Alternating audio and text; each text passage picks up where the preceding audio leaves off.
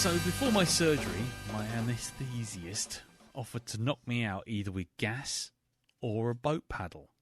It was an either or situation.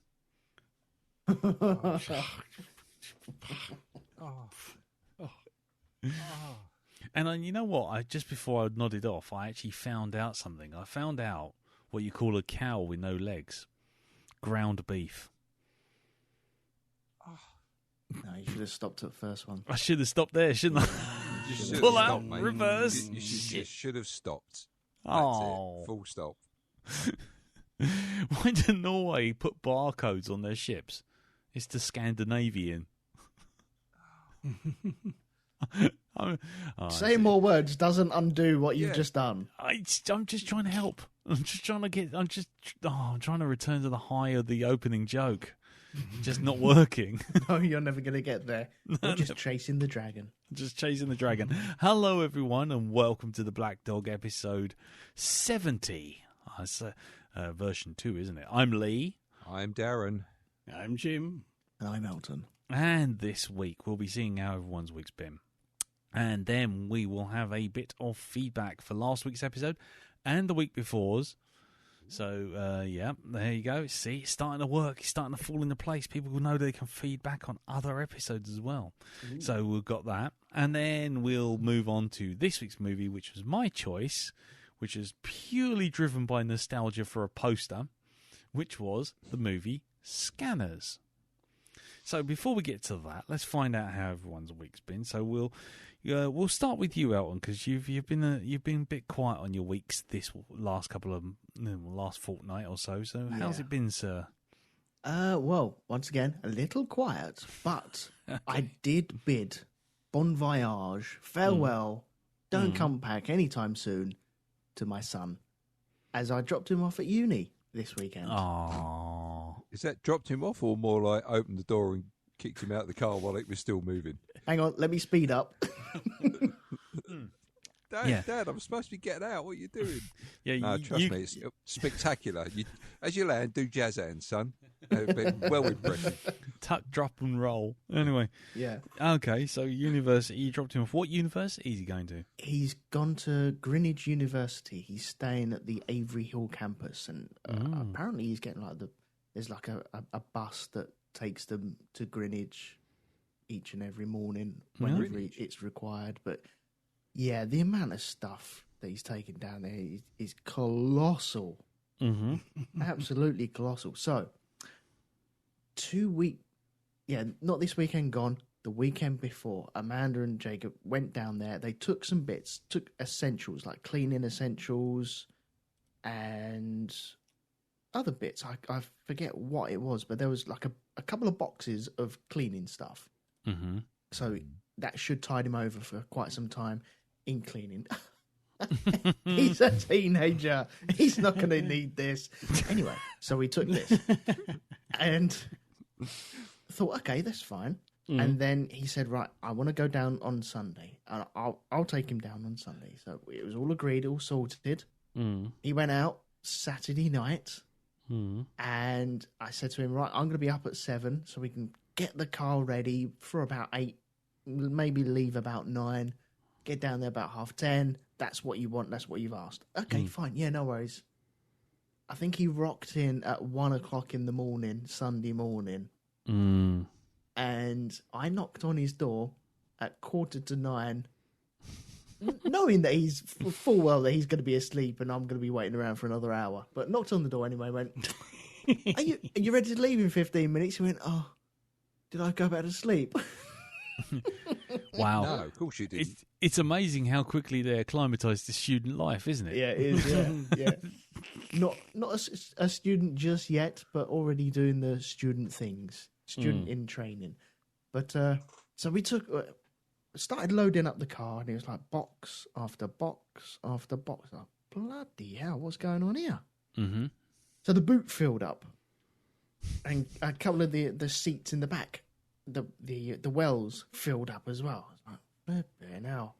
And then he wanted the TV, and he was very kindly given a TV by his uncle, my brother-in-law, and it's quite a big TV, and we put that on the back seat, and that fills up the back seat. And I'm like, flipping now, where are you going to put this? Because I don't know what it looks like there yet. Yeah. And then he put another TV, and he went, the small one's the spare one, just in case the big one's too big, and you have to bring the big one home. I was like, Oh, right. okay. Okay. Logical. So we drove all the way down there, got there, no dramas. Started unpacking. One of his mates came out as well and started helping us unload it.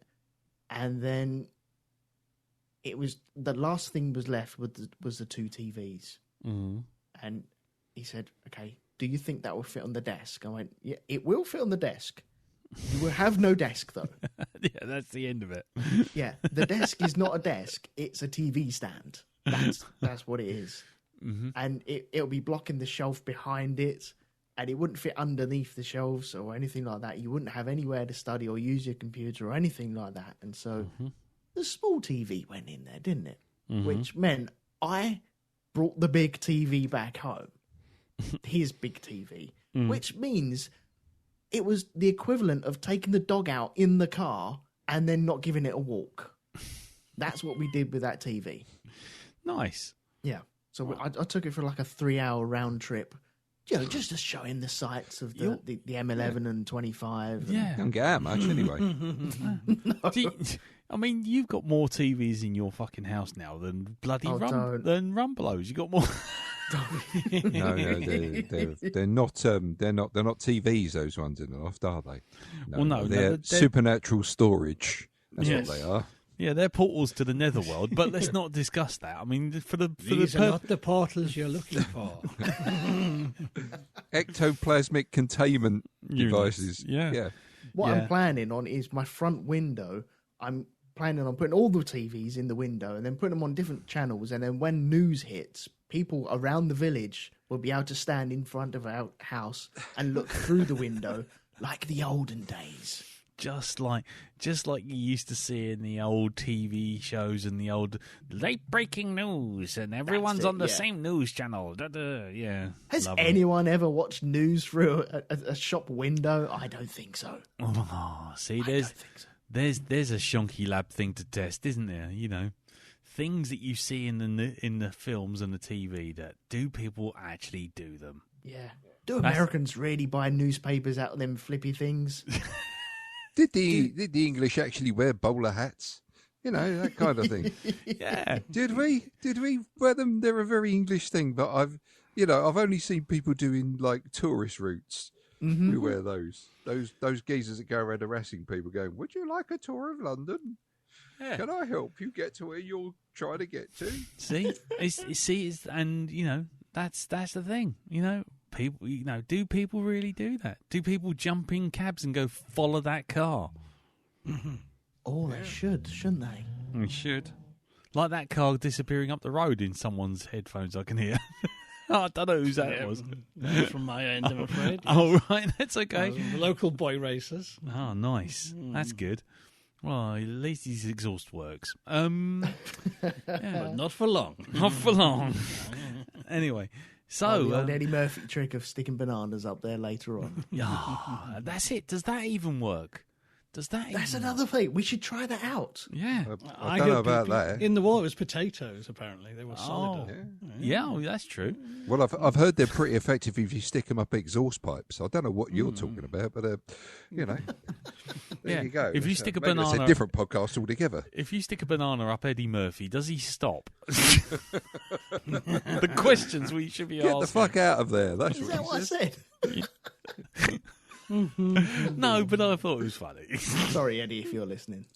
Yeah, he's a definite listener to this cast. You can tell. Yeah, gets all his best material from here. Yeah. Anyway, So anything else, sir? I'm trying to think. No, I think that was it. The adventures of driving a TV around the M25. Nice. And now all the other TVs in your loft are jealous. No, well. Yeah, kind of. Yeah. I may be getting them out one day, very soon. Not soonish, but I do want to have a look. I still think you have to have Jim on hand with a couple of runes and an assault circle at least. Yeah, definitely. Yeah. Well, it's your Halloween display sorted out, isn't it? There you go. That's it.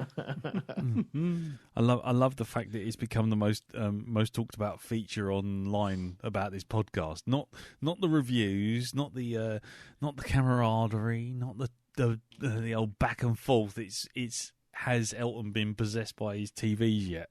Yeah, it's always about haunted TVs, isn't it? Yeah, it always comes back to your haunted TVs, mate. Yeah, I can't wait to visit you, Elton. So I go, where are these TV?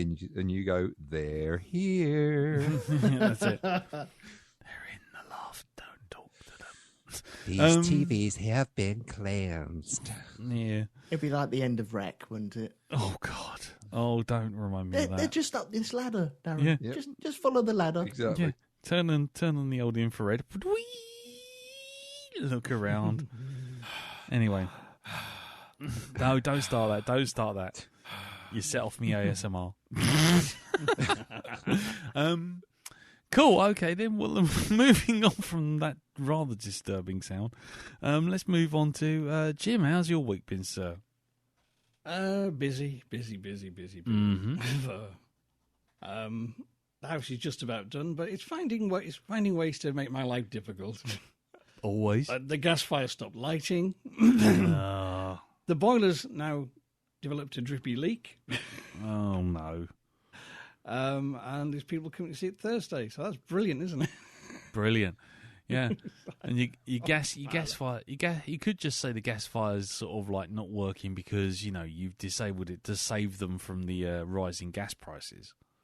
Well, we know gas for it, so it's probably immaterial, isn't it? Yeah, exactly. No, I think it just needs cleaning out. I think it's just dust blocking. Yeah, I think I need to look at it tomorrow. But the boiler leak is kind of I can't even get in to see the boiler. Cold.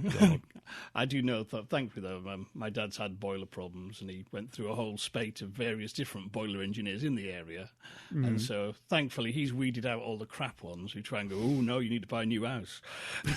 Yeah.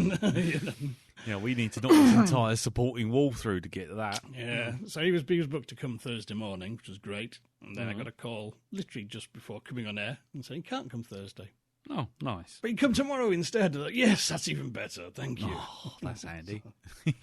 But I think it's just a seal's gone on one of the pipes because it's only like just a little drip. I mean, it's not like a major leak or anything. But it's just or something needs tightening. So fingers crossed, it's not going to cost an arm and a leg. But oh my god.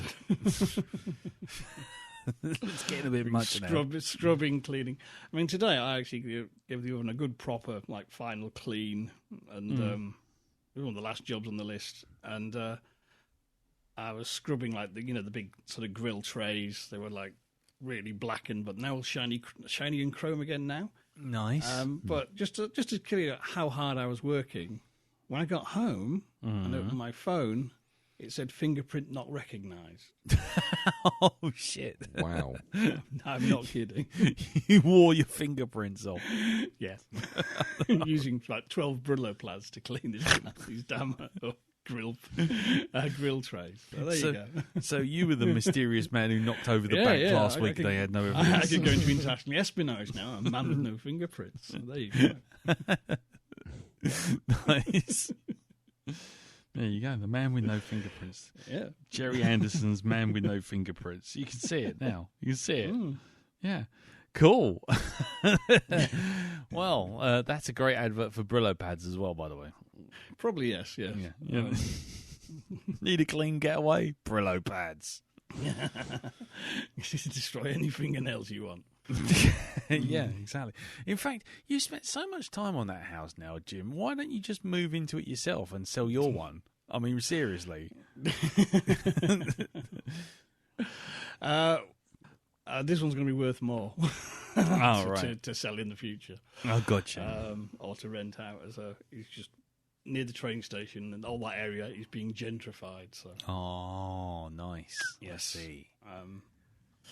But kind of just in the process of being gentrified. It's since I started on the house next door has been renovated. It's another guy whose friend died, and he got the job of sorting the house out. Oh, God. So we have conversations with the friends. Go, this is hard work, isn't it? Doing my head in. Yeah, it's pretty difficult, isn't it? So Oh dear. And there's another house 2 doors down that's being renovated as well. It's kind of, it's all starting now. Now the fucking treasury's coming up here.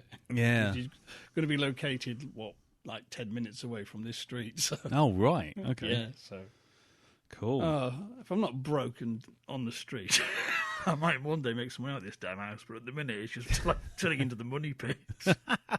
Yeah, I got the vision. Teresa's going to walk in one day and find you in the floor behind the sofa, just in a big hole in the ceiling.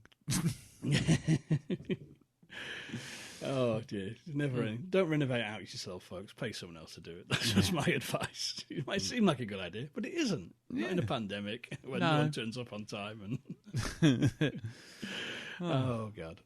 But yes, so that's my week. So maybe next week you might have a tenant now. I might be having a rest for 12 months. Nice.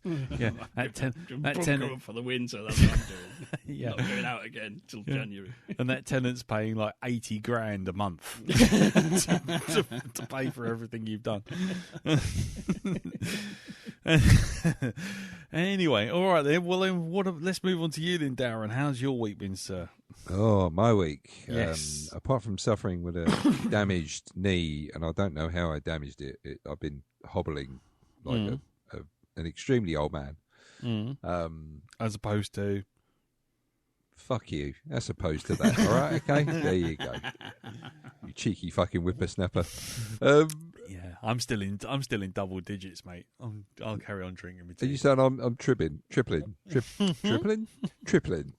That could be a new kind of. I've taken some heavy drugs and I took 3 doses, so now I'm tripling.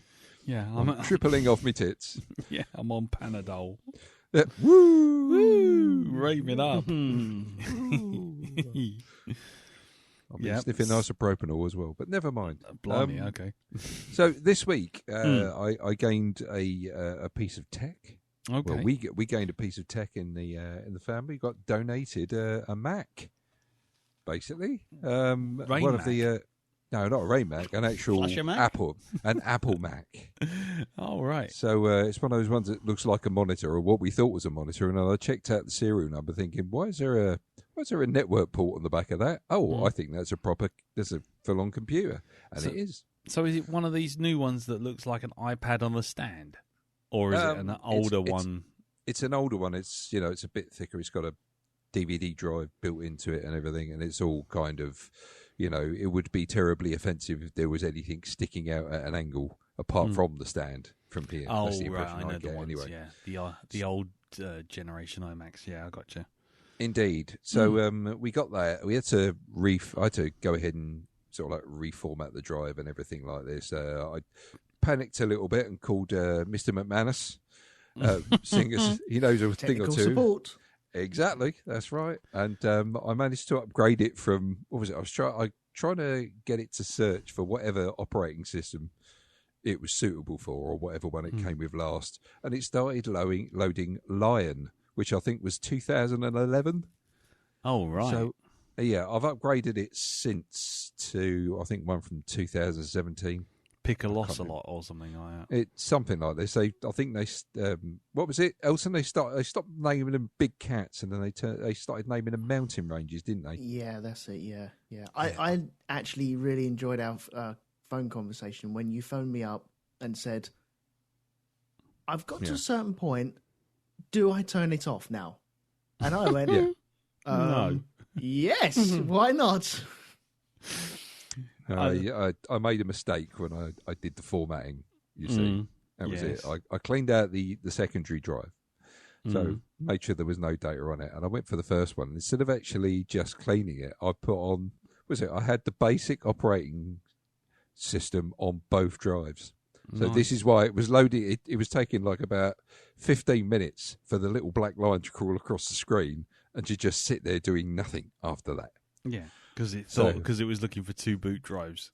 Exactly. So I learned basically to get to that stage you have to hold down, because I had a Windows keyboard, so it's translating from what is on an Apple keyboard to what the equivalent is on a Windows one.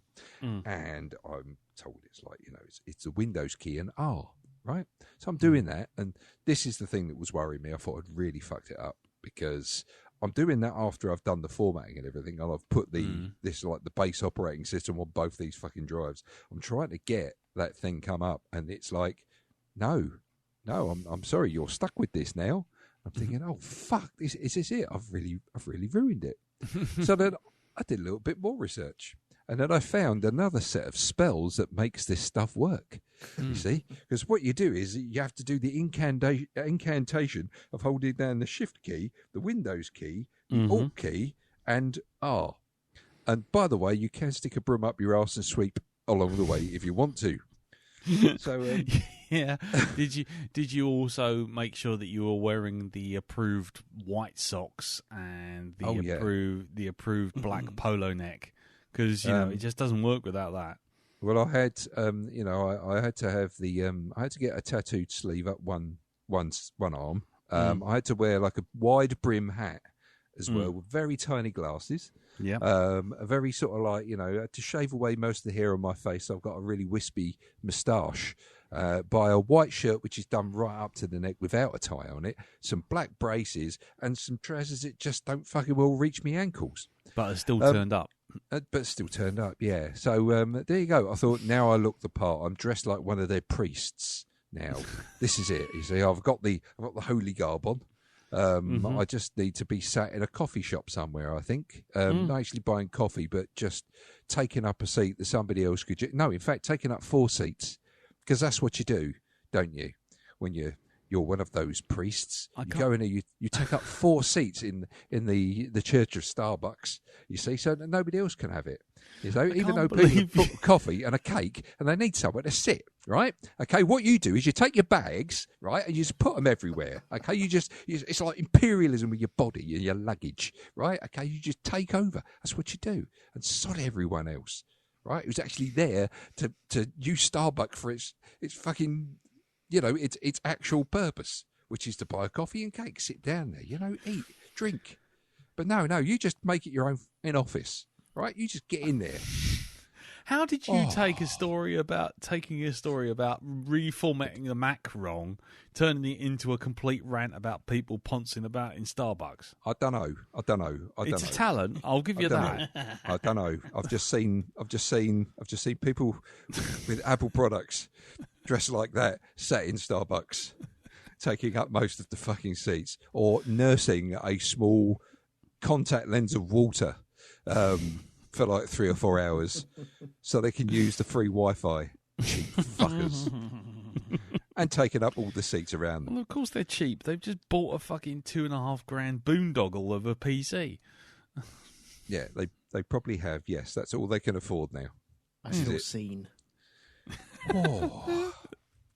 But anyway, I managed to finally sort of like set this thing up and sort it out, and it's actually a pretty decent machine, I've got to say.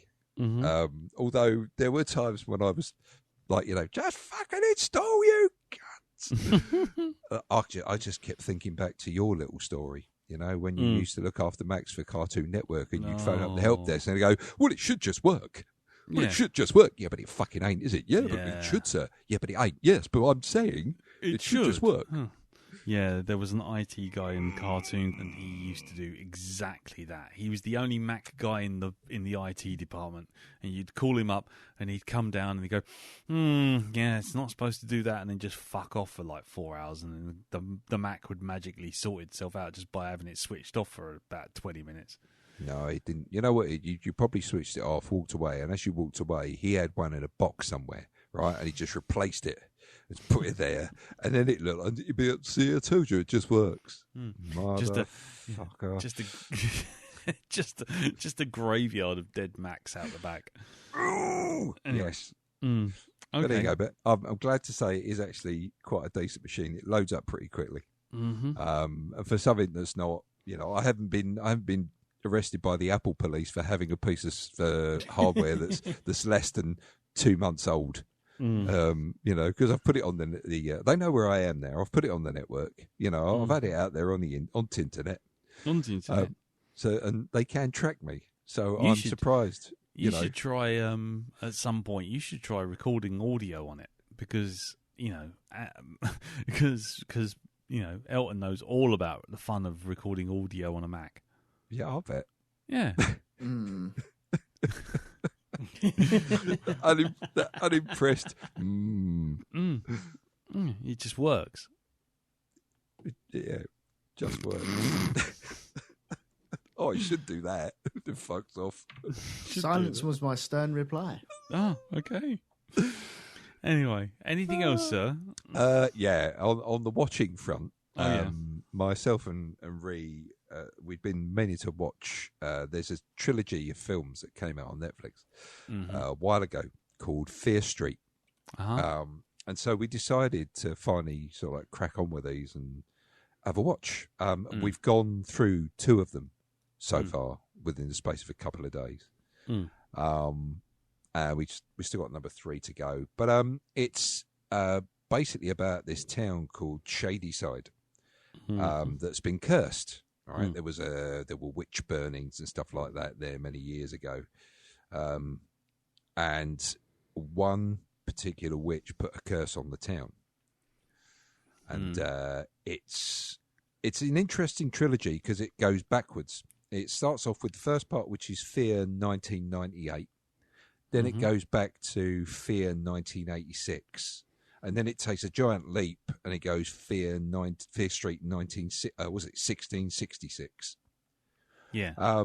And from what we've noticed is every episode, the actual episode is filmed or done like the big horror, sort of the big horror genre at the time. So 1998 is done like Scream. Okay, so they do they subtly put in the bits about the rules and stuff like that. And you've got Fear 1986, which is basically takes place at a holiday camp, Camp Nightwing. Oh, right. Right, and it's the whole thing of axe murderer, that kind of thing. So Fear 1666, I'm hoping, is going to be like watching a Hammer horror. Yeah. So I'm looking forward to that. And surprisingly, I found there wasn't so much of the whole stupid people doing stupid things, which you get in quite a lot of horror films. Yeah. And real life. And real life.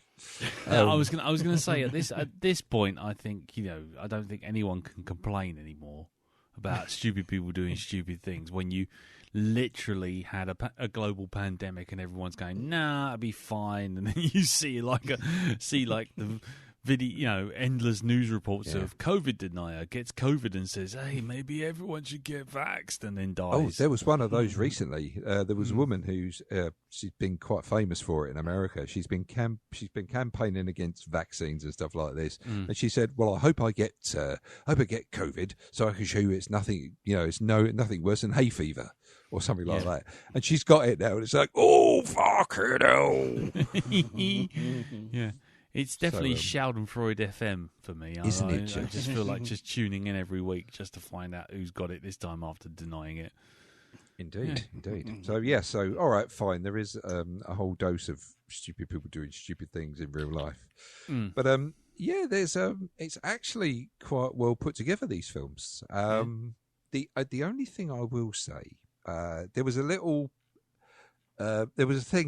video I watched on YouTube recently about why the original Suicide Squad was quite desperate, and they went on about how many, the space of something like 5 minutes, you got almost the greatest hits album of something like the 90s played. In that every 30 seconds they change the tune, and they do that in this at the very beginning of it. And it's like, are you really trying to push the soundtrack? I think you are, aren't you? I think we are.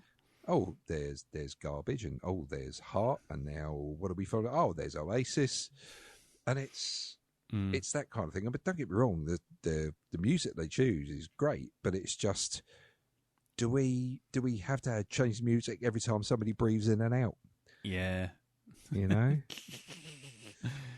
Yeah, so, I know that sort of thing. It's the Guardians of the Galaxy thing where they think, oh yeah, Guardians of the Galaxy did this. They had this really good soundtrack, and every time they did something, it was a new good track. And it's like, yeah, but it was kind of used sparingly, actually. Exactly.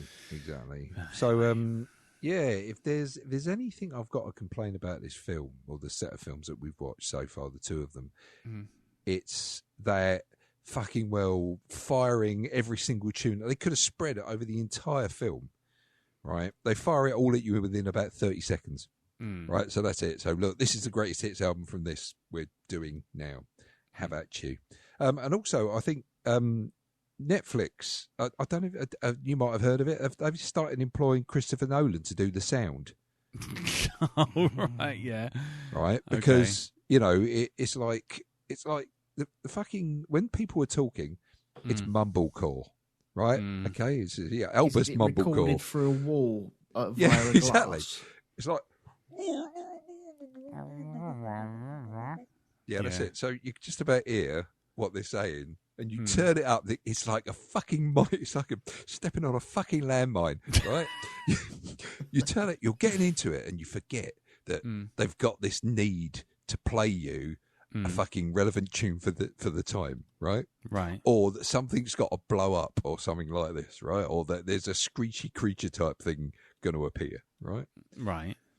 So you're getting into it, and you're listening to the exposition, and and it's explaining certain things, or there's like a bit of character development going on, and you turn it up, and you're like, no, I still can't hear it properly. I'll just turn it up, and then it's like, wow, for whatever that noise is, somebody switches on the fucking elephant, it's like, that's it, and it's fucking blood coming out your nose and your ears, the neighbours are banging on the ceiling on the. Yeah, banging on the... Well, to them it would be the ceiling because it's their floor. Yeah. Yes. So, what the fuck? What the absolute fuck? Yeah, I don't know what's going on with audio. I mean, it's all about the... I think it's all about the fact that people are that they're getting mixed now for 5.1 stereo rather than just people with normal fucking TVs with like a left and a right channel and maybe a centre channel. Now, all of us have a fucking sound bar, in front of our TV. We don't need to balance it properly and set exactly the central position to the sound to get the best audio effect for every single scene, man. Yeah, man. Yeah, man. It's also, even if you have 5.1 sound, you actually live in the real world where you might have neighbours, not like some mixing studio where you can turn it up to fucking 11. Yeah. Exactly. You don't want the sound so loud that the vibrations actually help you phase through solid matter. It's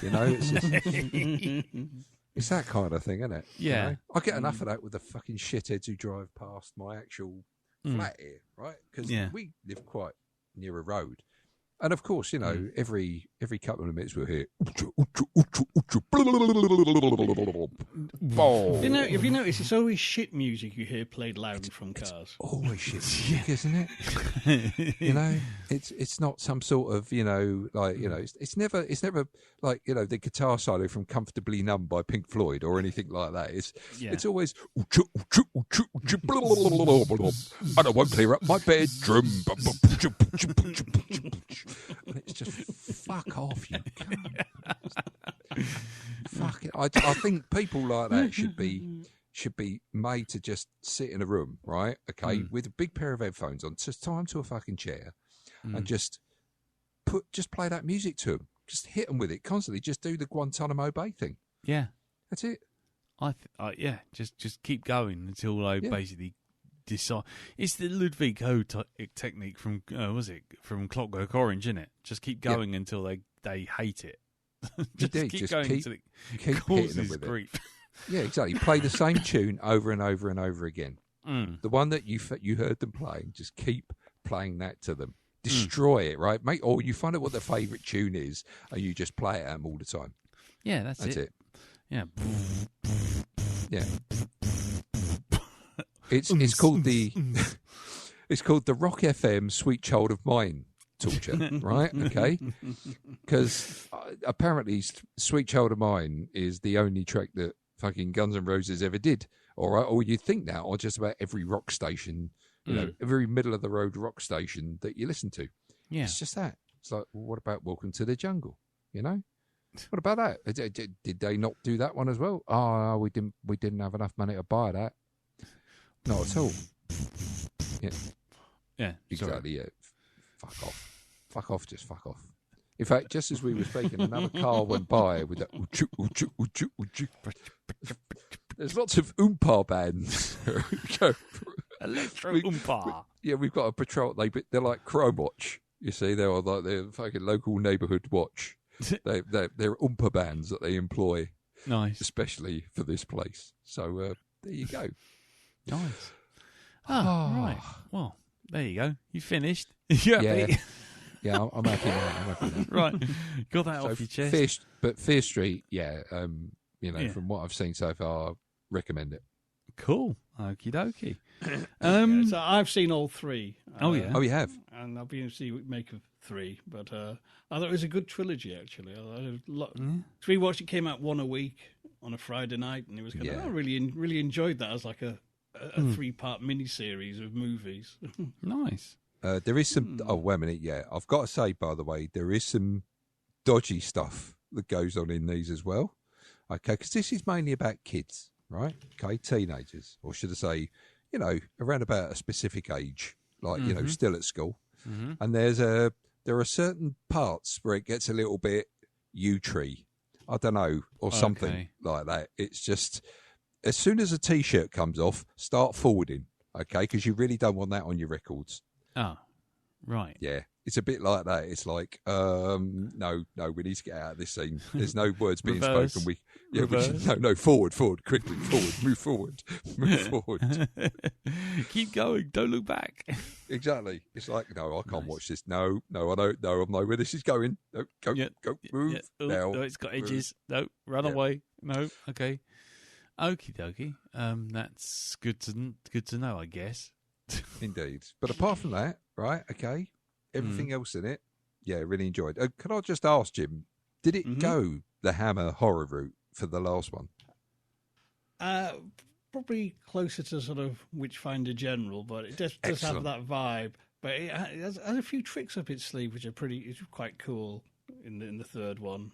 Brilliant. Okay, I look forward to looking at that. I don't want to say too much about it, but it does a good job of bringing all different plot lines from the different ages, and I thought it was very, very based on point horror books, which I've never read. It was kind of after my time, but I'd be intrigued to read the original books to see how much of this is from the books and how much they've actually added. Which they were written by R.L. Stein, weren't they? The books, I think so. Yeah.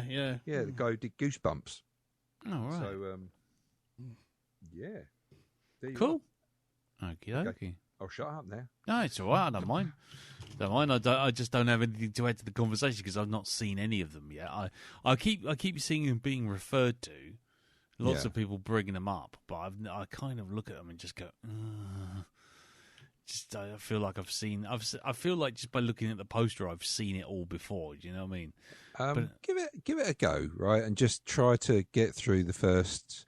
We're selling this greatest hits album of the 90s. You can't buy this in shops. Yeah, so get through that first, few minutes of the film where they keep hitting you with different tunes. Yeah. And, see how it goes. Okay. Cool. All right, then. Well, in which case, just moving on to my week. My week's been pretty sparse, so I can spin through this pretty quickly. The only thing I've watched, believe it or not, is I finished out Archer. So I've done all of the latest season that's available on Netflix, which is really quite cool. And the other thing I managed to do inadvertently, because I was sort of like, when you do one of those things where you go, I wonder what this really is like. And I ended up. What's that? I ended up watching The Greatest Showman. Oh, you did? Yes.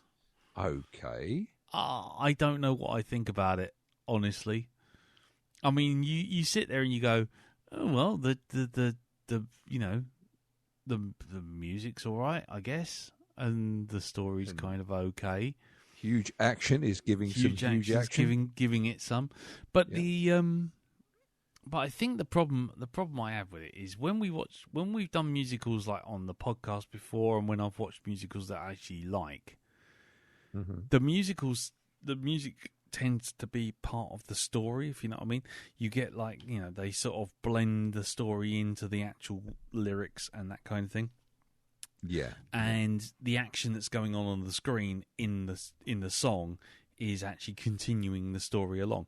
Whereas there was too many bits in this where it felt like I don't know, the music starts and a dance routine starts, and then Hugh Jackman just goes, you know what, I'm actually fucking off over here. I'm going to carry on doing the actual story over here, and the dancing and all the singing is going to happen over this side. Yeah.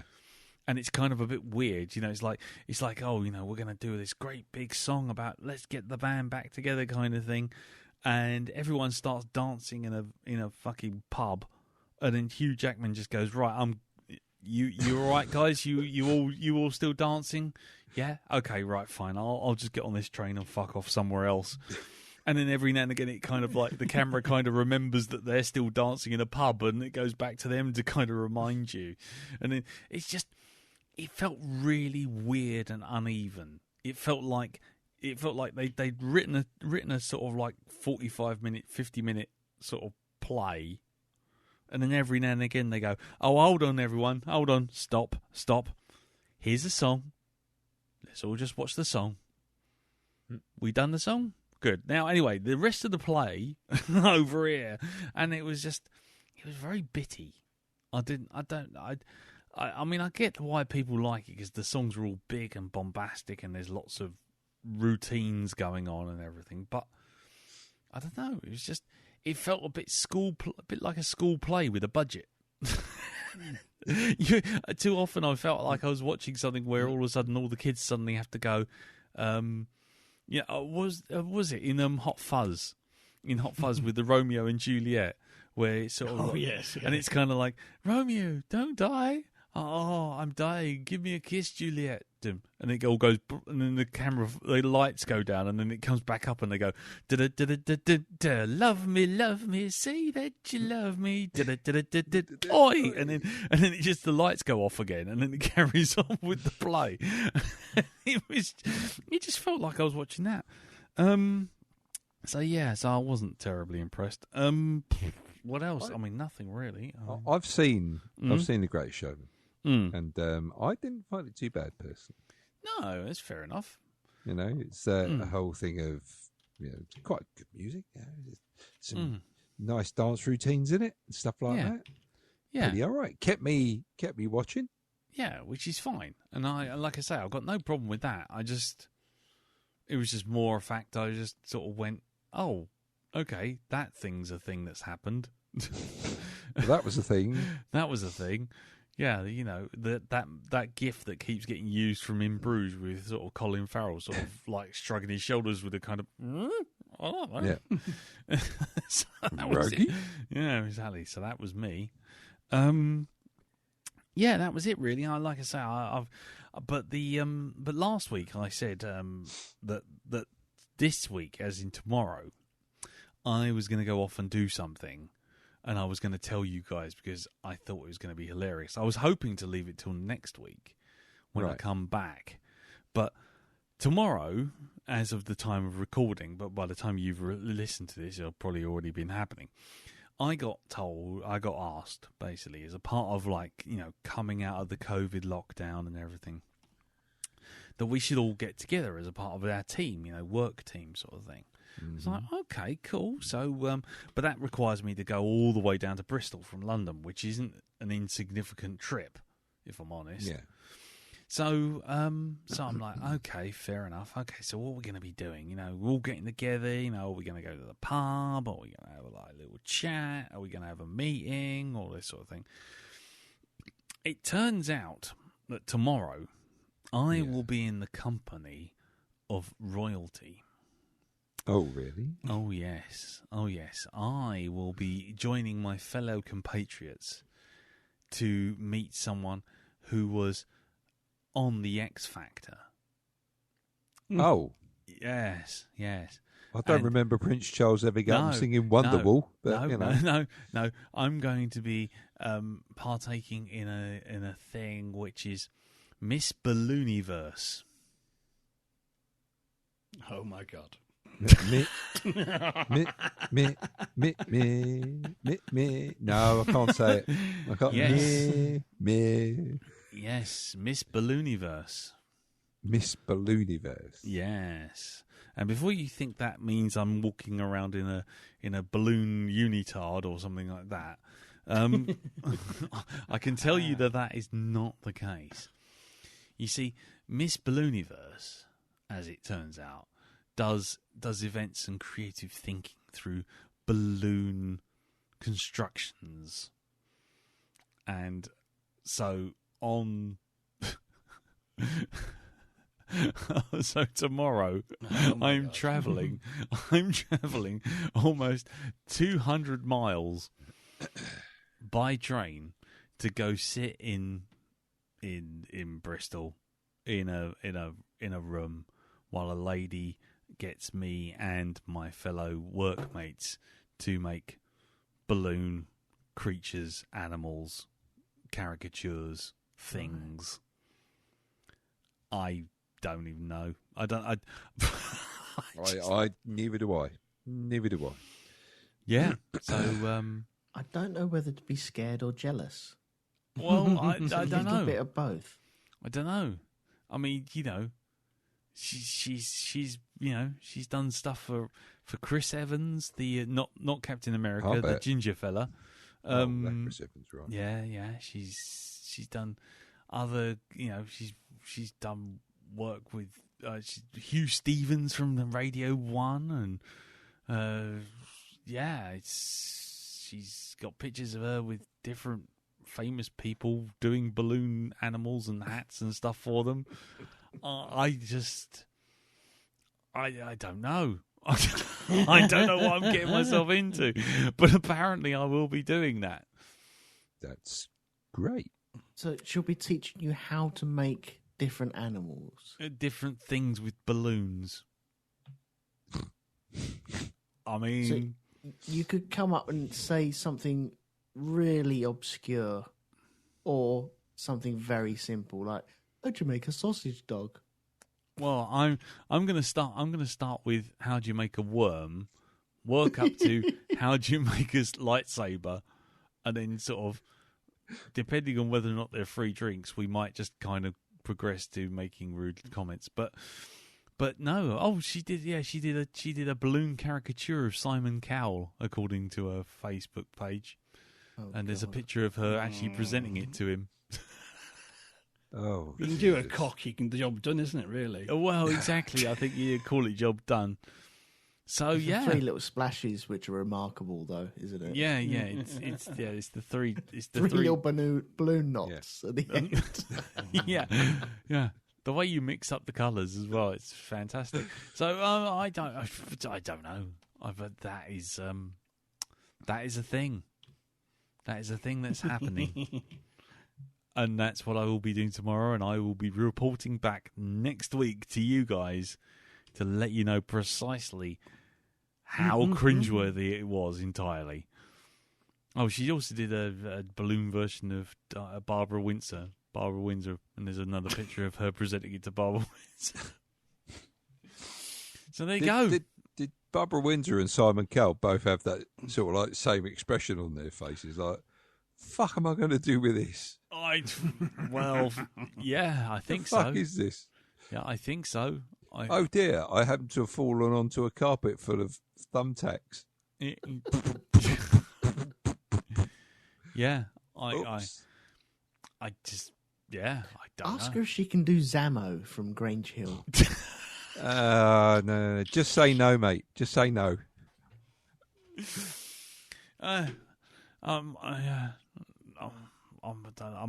Can she do Omar from The Wire? or PJ and Duncan, and have one of them with like paint coming out their eyes. Can you do Stephen Hawking?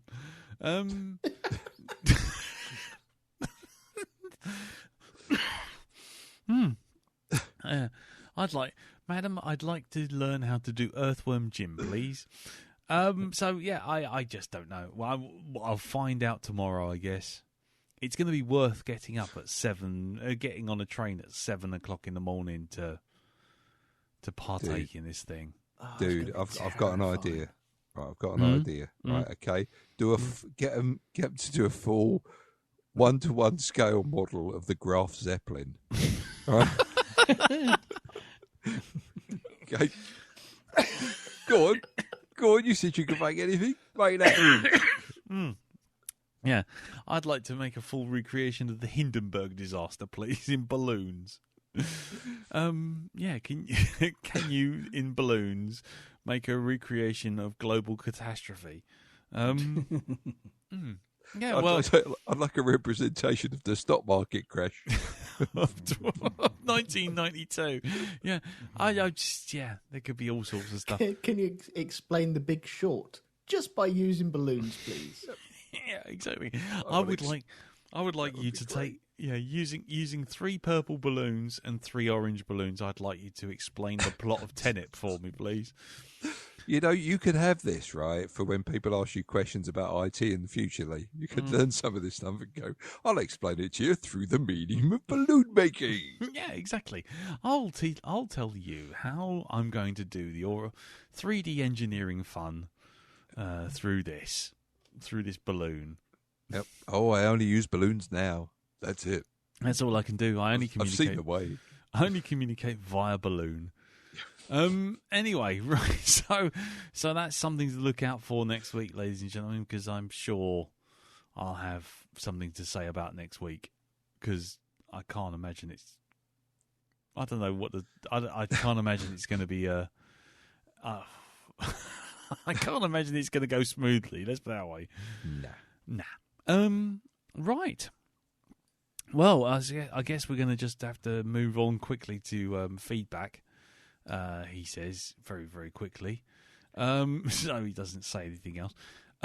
Last week we did the movie Logan Lucky. I'm doing Logan Lucky. Why did you say cauliflower? And we had some feedback on that episode on the Facebook group, facebook.com/groups/the Black Dog Podcast.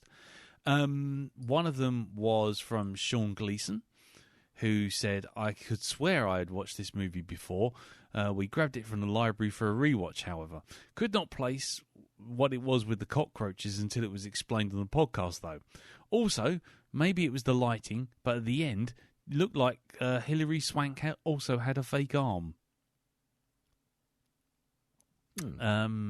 At which point, Mr. Elton McManus replies, I thought that about her arm too, so I went back over the scenes but couldn't notice anything. But that would explain that.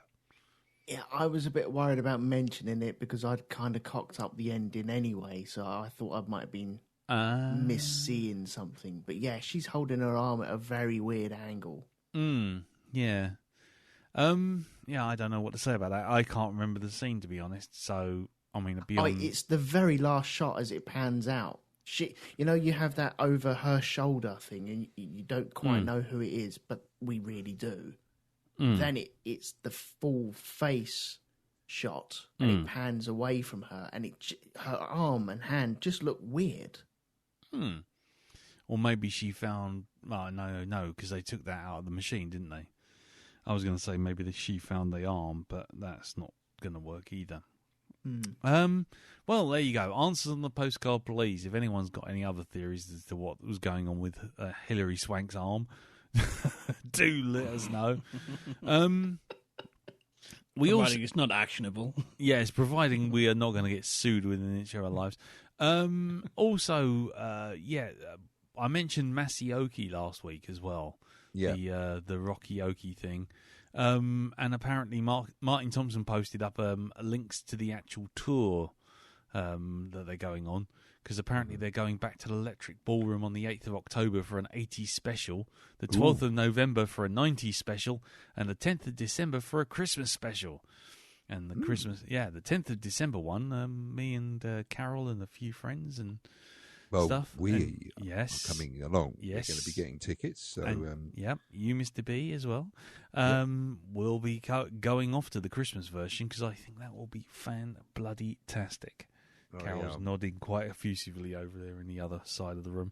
I'm getting me noddy on for that one. Yeah, I think you will love it. I think it'll be amazing. It'll be amazing. So, yes, so that's that. So, if anybody wants to go to those things, like I say, jump on the group and have a look, because Martin Thompson's put a link through to the tour. So, yeah, I'm sure Slade will get an outing, definitely. Oh, yeah. And we did get actually a written piece of feedback in on the email, which is to feedback@Black Dog Podcast, and it was from Peter Collins, who wrote in to say the following. Hello again, Black Dog. I finally caught up and thought I'd give some feedback. First off, Junji Ito is the manga artist Lee was thinking about during the Parasite podcast. Thank you very much. Yes, we kind of hit that moment after we'd finished recording. I actually Googled him up and got the right name. Junji Ito. I wanted to bring him up for us, but I wasn't sure anyone would know who he was, when he sent in feedback for us. But he does the sort of shit's fucked ending Us has, but also with creepy terror that you get from one scene in Parasite where you don't know what's in the basement. That scene that Darren and Elton freaked out at when our basement dweller came up for a little hello. It's even worse in black and white. I'll tell you that. If you go on Amazon, you can find that there's a black and white version of Parasite, and you watch that scene in black and white. Jesus, you thought it was bad in colour. Anyway, Peter continues. As for Parasite, I saw it in the cinema when it first came out and loved it. Loved it the second time around and loved watching this Korean Del Boy family scam their way to success. But also, you can see that they're not incompetent. They've just been priced out of their life and into the gutter. I think the movie also shows how they initially looked like the parasites. But then it's actually the high-class family who are completely dependent on them, but also fully ready to sacrifice and live off the help that they employ, showing the Parks to be the real parasites, which is very true. As for Logan Lucky, see, he jumps forward. He's embraced the feedback format. He jumps forward to the next podcast. As for the Logan Lucky episode, I was looking forward to this as I like Channing Tatum as a comedy actor, but sadly this didn't hit me on as a full comedy. Like Elton, I found myself picking at the plot and wondering why they knew this and that all too often. It felt like they knew too much without any explanation of how they knew the protocol for the prison or the fire department, or how they knew they could guarantee a riot. It all felt a little far-fetched. It also could have been done with less NASCAR sponsorship, and that whole plot with the driver and the manager was utterly pointless. I can see it playing up all the lucky elements of the plan, though, like how the guards don't notice the unlocked gate and lots of the details that come out of luck. Maybe it's just part of the movie like No Country of Old Men, where luck comes into it in ways the cast never see. This luck undermines the curse that Clyde keeps going on about, though in the end we see how it all comes back to haunt them when the FBI agent finally shows up. Overall, I liked it, but I felt it could have been done better as Ocean's Hillbillies film. An Ocean's Hillbillies film. That's all for now. Much regards, Pete Collins. Thank you very much for that, Pete. See, there you go. Two films feedback in one email. Huh. Nice work. Nice work there. Mm-hmm. Yeah, so he does cover a lot of the points we discussed last week. So I don't know that I can add much to it. I do think the whole thing about knowing the protocol in the prison is a bit. Well, how did they know that was all going to go ahead? But by that point I was quite into it, so I was kind of willing to forgive it. But that goes back to what we were saying before. If you're not with it, then you're going to pick the hell out of it, and if you are with it, you just let it slide. A bit like Grand Budapest Hotel, in fact. It's that whole whimsical element to it. And if you go with it, that's fine, and you'll love it. If you don't, you're left stranded. But anyway, thank you very much for that, Pete. And then if you, like Pete, would like to send in some feedback to us, do send it in to feedback@blackdogpodcast.com, or go on the Facebook group. I noticed a few people have dropped off last week, but I think that's due to certain trolls vanishing. That's all I can say. But if you go over to facebook.com/groups/the Black Dog Podcast, you can join up there and leave feedback for us there as well. Anyway, right. So, after saying I didn't want it to run long, because I'm going to be going off to Bristol in approximately 12 hours. Well, actually, yeah. We'll wrap it up there, and we'll now roll the jingle, and then move on to my pick of movies this week, which is David Cronenberg's Scanners. Roll the jingle.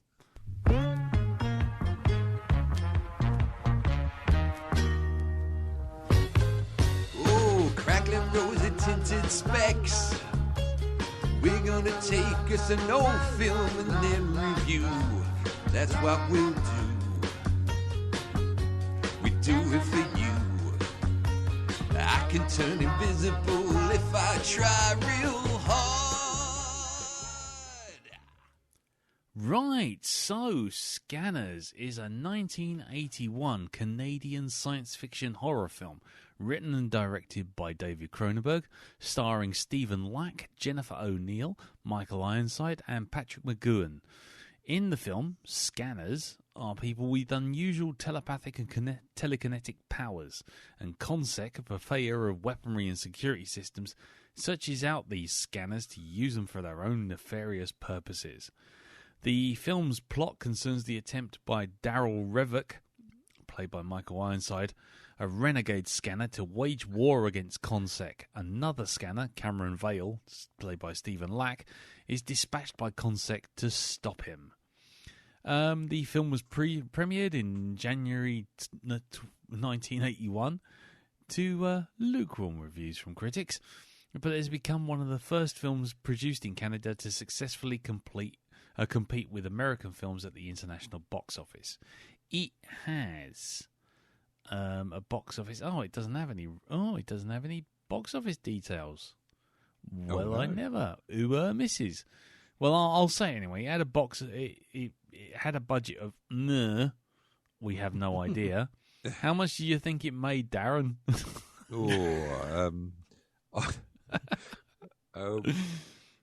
I think it made 14 blue veins and a box of fucking headache tablets. Okay. Jim? I think it made 55% of ComSec shares by the end of the movie. Nice. And Elton? One massive head that you can sit in. Okay. This was my movie to pick, so I will go last. But who hasn't seen this film before? Right. I don't think I have. Okay. And Jim, you have, yeah? I have, yeah. Okay, so we'll go Elton, Darren, Jim, me. So, Elton, Yep. Top line review, what do you think of Scanners? Boring. Really boring. Really dull, boring. Not very good. Okay. There you go. And Darren, what did you think of Scanners? Well, I think... how can I put this politely? I think it was definitely a showcase for Michael Ironside's acting, because I don't think that everyone else wasn't actually. they were doing something. They were reading words off a cue card or something. But oh blimey, the basis is a great idea, but its execution left a bit to be desired. Okey-dokey. Shall we say? Yeah. And Jim? Well, I've seen it a few times, but I've not been back to it for quite a bit. I saw this kind of... I had fun with this, because mainly I can see kind of where Cronenberg was very underground, and where he was going to... where he ends up. Yeah. And this is kind of the turning point in many ways. But there's lots of just things in this kind of, this is in this, and someone else stole that, and someone else stole this, and someone else stole that. It's one of those sort of movies for me. But it's when they kind of, he's not quite of it's not as uncompromising and cold as his earlier movies, but he's not got to The Fly yet, basically. And then from The Fly, you're going to get to History of Violence and Eastern Promises and Naked Lunch and all that. Yeah. So it was interesting to go back to. But like a lot of early Cronenberg, it is kind of, for me anyway, there's a lot of kind of historical sort of historical payoffs to it, shall we say? Yeah, it's more of a historical curio than an actual was it film to enjoy? Do you think? Yeah, I don't like it as much as say I like his later movies, Videodrome, or actually Shivers and Rabid, which came before. Yeah, because this feels a bit halfy. Yeah, if that makes sense. Yeah, no, definitely. Yeah, I mean, okay. I mean, for me, I'll be honest with you. Like I said on Facebook yesterday when I started watching it, I mean, this is one of those films when I was much younger, when my parents used to drive me and my brother to see my nan. We used to go through Lewisham, and Lewisham had 2 cinemas. There was the Odeon, didn't he? Yeah, that's right. There was the Odeon, which was the big cinema on the corner, and then across the way, sort of near the train station, sort of tucked away, railway bridge, wasn't it? By the railway bridge, that's right. There was that one, and that one always had like the sort of what I'd call the midnight movies. You know, the sort of your Evil Deads and your Night of the Living Dead and Scanners and all these kind of things got shown there. And I never got to see Scanners.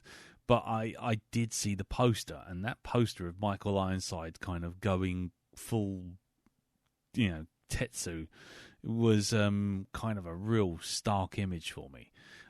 And funny enough, it was along the same lines I saw a poster for a film called Prophecy, which I have never seen. What, with Christopher Walken? No, not with Christopher Walken. John Frankenheimer. John Frankenheimer. Giant Mutant Bear, I believe. That's right, Giant Mutant Bear. And again, the poster was very evocative for a sort of like 10-year-old to look at. It's just like, oh, yikes, what the hell's that? And I always had that with Scanners. And I only saw Scanners once with this kind of trepidation when it first came out on VHS, which I think would have been sort of 1983, 84. So I would have been 13 or so. Mm-hmm. And I remember seeing it and thinking, oh, I don't know about this. I don't know about this at all. This is creeping me out. And I don't think I've ever really gone back to it. So to come back to it this time was full on rose-tinted specs. I was expecting to be scared, creeped out, ooey-gooey, I don't know. And I was sort of really on this weird kind of, I don't know, I'm back to being that 10-year-old kid again, looking at that poster. And I watched it, and I got past the head pop, which is the thing that everyone remembers. And after that, it was like, wow, it's like a piss-poor episode of Columbo, but with telepathic people. Just one more thing, sir. Exactly. And so I kind of fell into this weird position of, on the one hand, being like you, Elton, and thinking this is utterly plodding. And yet, on the other hand, sort of sitting there going, no, I see things in it. I see good ideas. I see, bits of Cronenberg stuff about, sort of like adapting bodies with drugs and all that kind of stuff, which would come out in places like you say, Jim, with like Naked Lunch and Videodrome and The Fly and Dead Ringers and all these other things that Cronenberg would later do. And he would be much more uncompromising, much more sort of like slightly pervy, slightly gooey, psychosexual nonsense. Not nonsense, but psychosexual stuff. And you'd be like, you're sort of always watching Cronenberg kind of squirming while you're watching it. But this, I just kind of was like, yeah, the film shot its bolt in the first 10 minutes of the film. And I was like, after that, I'm just like, Yeah. I could be watching an episode of Heart to Heart, but every now and again someone's head explodes. It was really weird experience. It was like the scariest movie I'd never seen, and then watching it thinking, hang on, it's like going back to your primary school. You go back. Everything's a bit smaller, isn't it? Everything's a bit smaller. Everything's a little less daunting. Everything's a little less intimidating. You see your headmaster and you think, I could push you over with a fart. Why was I ever scared of you, you tit? Can I just ask, what did you, because of course there is the big climax of the film where the poster, if you look at the poster, you believe, fuck me, that must be some sort of like Barney they're having there. So what did you think of the gurn-off that they had at the end of the film? Well, that was the problem. That was it from all of it. I couldn't stop. I actually burst out laughing at one point. Yeah. I couldn't take it seriously because Michael Ironside looking like he was trying to, chew the world's most difficult caramel. It was just,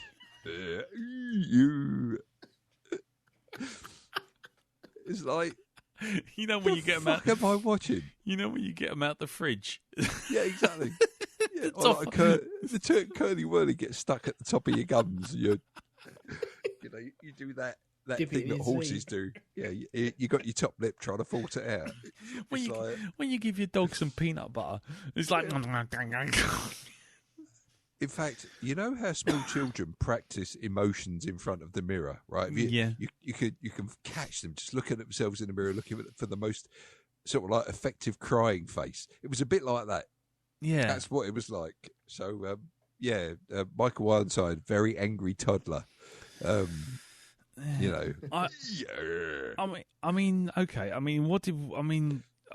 Michael Ironside is clearly the best thing in it. Oh God, he's like the only thing in it, I think, isn't he?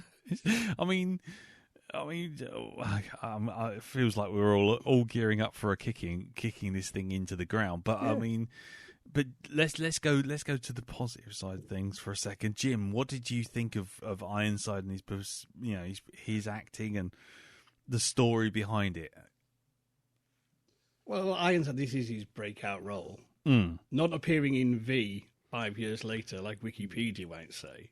In fact, it does say. Oh, God. There's Ham Tylenol. Yeah. Or Ham Pilot, as someone we used to know called him. Palm Pilot, more like. Yeah. Yeah. For me, he's the best thing in it, but they used him too little. I thought for someone who was supposedly the big villain, he really doesn't have much of an impact on the story until the last 5 to 10 minutes, and he seems to be just really rapidly dispatched off screen.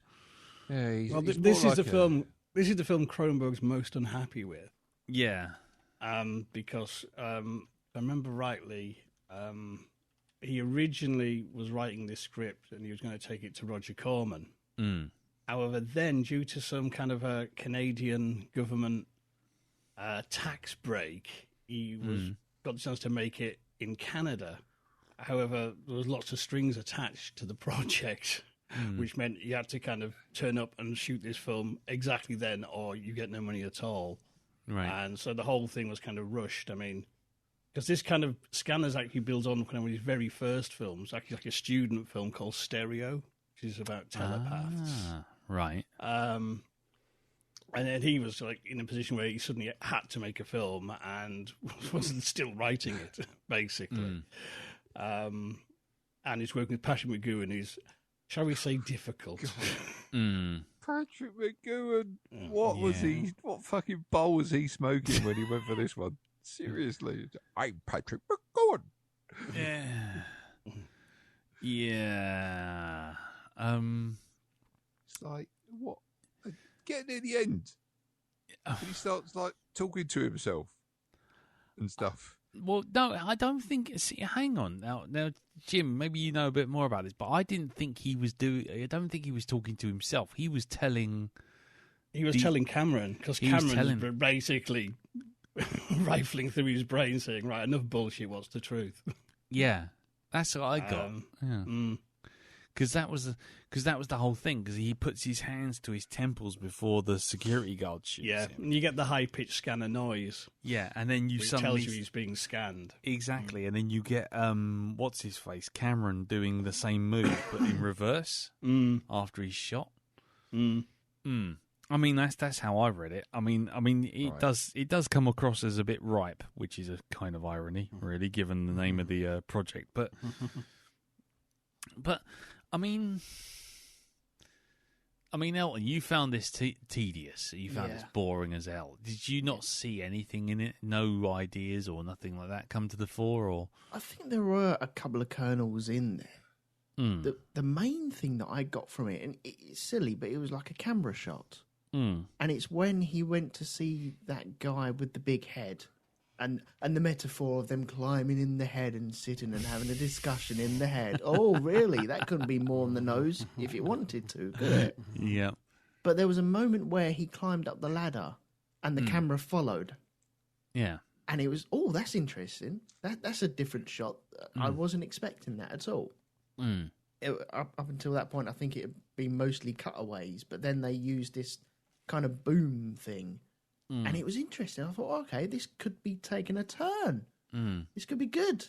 Yeah. And really didn't. I'm looking forward to this, to finding out what I've missed and what was ripped from this for other films. But well, for a start, RoboCop. Yeah, RoboCop. This is one of the first things I can think of where you've got a private corporation up to no good. We've got people doing mad science and dodgy experiments, but it's nearly always the government. But this is the first one. This is completely private and corporate, and it's the corporate bad guys. Yeah, and it's kind of the first in the line of that. There's a conspiracy elements. There's a lot of kind of X-Files. And a lot of as well, and there's also with the ephemeral drug. There's a lot of allusions or suggestions that it's the thyroid thalidomide scandal. Yeah, that was one of the inspirations. Of giving the drug to pregnant women and then getting unforeseen side effects. There's also probably a conservative guess. 20 million X-Men storylines based on this idea of people making mutants. Yeah, Akira probably owes quite a big debt to it as well. I think with the whole sort of giving drugs to kids to make them into telepaths and then losing control of them and then having to have another telepath come out to take care of the first one. A telepathy fight. Yeah, a telepath if you will. So yeah, I mean, I looking back on it now, I think it's heavily influential. But it was definitely one of those Clash of the Titan moments for me. It was definitely I got an idea of what it was in my head, and a vague memory of what it was in my head, and now I'm looking at it, I'm thinking. Yeah, I don't think it was helped by the fact that Stephen Lack has the acting ability of a plank. Not great, is it? No. See, I was hoping to have some nostalgia from it. I know I haven't seen it, but I was hoping I would have seen something. I've seen the head explosion, and I have to admit, I didn't cotton on to that. It wasn't the head in there until it actually happened, and then I went, "Oh, that's in it, is it? Yeah. Oh, okay. Yeah. The head explosion. And then nothing else after that. It, as you said before, it's very front loaded. It's spaffed its wad immediately. That's kind of a big encore type thing, but they used it to reel you in and to get you talking through the whole movie. But I remember the poster for it. I remember seeing it in the video stores in Welling that we used to go to, seeing it on the stand, and always been intrigued by it, but never. I was way too young to rent it out anyway, so that wouldn't have happened. But it was one that I always caught my notice, along with the Frighteners and another one with a lady on the front where she's tearing her face off. I forget who it is, but I don't know. But Sorry? Anyway. Lady tearing her face off. Yeah, I saw it as I was flipping through IMDb and it popped up, but I don't know. I can't tell you off the top of my head at the moment. You sure it was actually for the scanners? that clip. No, it wasn't for Scanners. It was for a different film. All right. But it was one of them posters along with it that I recognised seeing in the video store. Got you. But I've never come across it up until you turned around and said we're doing it. And even the head explosion, I've seen it on YouTube a couple of times. Yeah. And how they did it. And it's interesting, but that coming up so quickly, it kind of ruined it. I would have liked that in the middle somewhere. That would have been really good in the middle. At the very beginning, I don't think... It's not that you haven't earned it. It just... It's lost. It's lost in the film. I think in the middle, it would have worked a bit better. It would have had a bit more impact. But this was just... okay. I think his thinking was he hits you with that right at the start before you really know what scanners are. Mm-hmm. So it's a complete surprise. But I always wondered why you didn't save that for the big finale. Yeah. And that was my first thought when I remember first seeing this back in the day in video. I knew it had this exploding head. I was amazed it was in the first reel. Yeah. And it has always sort of perplexed me. I can understand the thinking why. This time in particular, well, if, actually, you have no idea. If you imagine this back in 81, you're in the theatre, you're just trying to understand, we're going to find out what this scanning people have mentioned is, then fucking hell, his head's exploded. Yeah. Well, nowadays, you know what I mean? That would be followed up. That would be a great set piece at the very beginning, but it would be outdone by something at the very end, wouldn't it? Which I guess is, I think, probably one of the problems that did bug me more than anything in this film. But, I mean, the pacing itself is obviously a bit weird.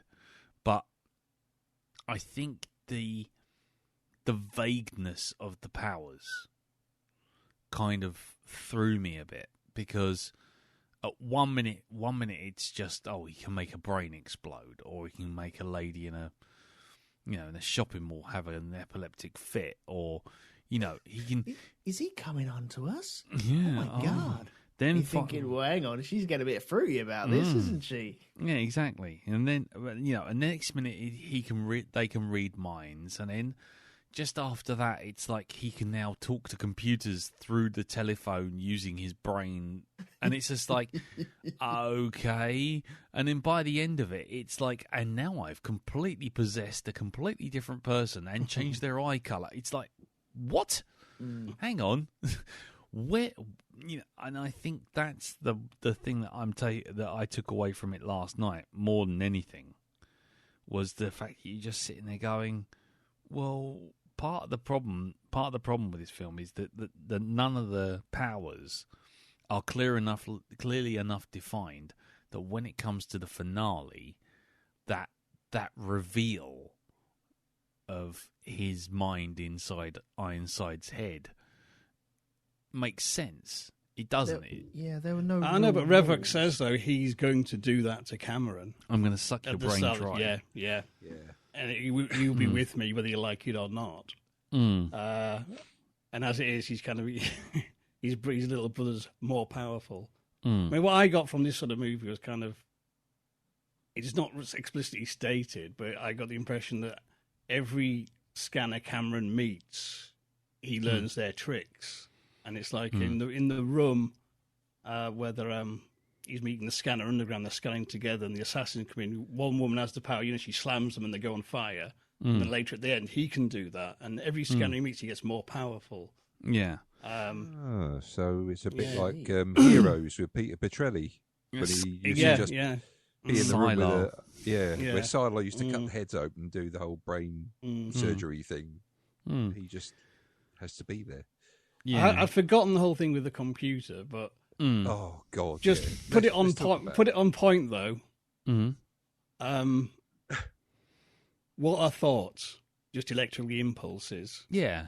If you can read the thoughts in someone's mind, you can read the electrical impulses in a circuit.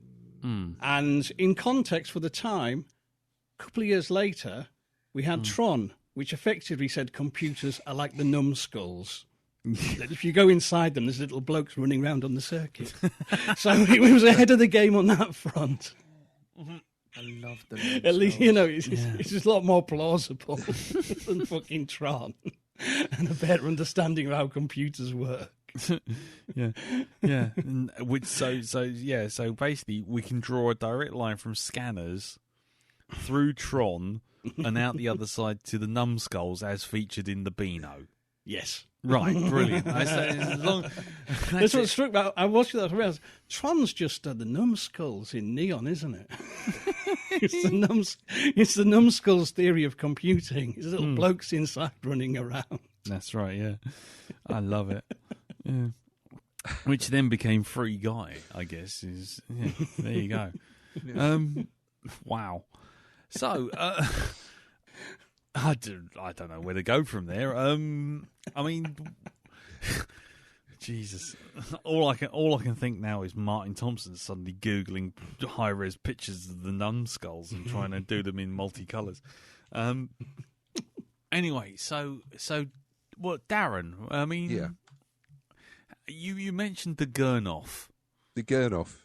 Yeah. I mean, there were quite a few of those going on. Oh man, it's just this whole thing of the audience is obviously too stupid to understand that we're doing psychic shit now, right? So what are we going to do to represent it? You know what we can do? Save some money. We'll just make faces. That's what we'll do. We'll go for a range of gurns, okay? And the more gurney you are, the more powerful you're scanning, apparently. And yeah. Like I say, it looked like Michael Ironside looking like he's trying to eat the world's most difficult toffee. He's fat. He's got his box of Quality Street, right? And he's got the toffee medallion, right?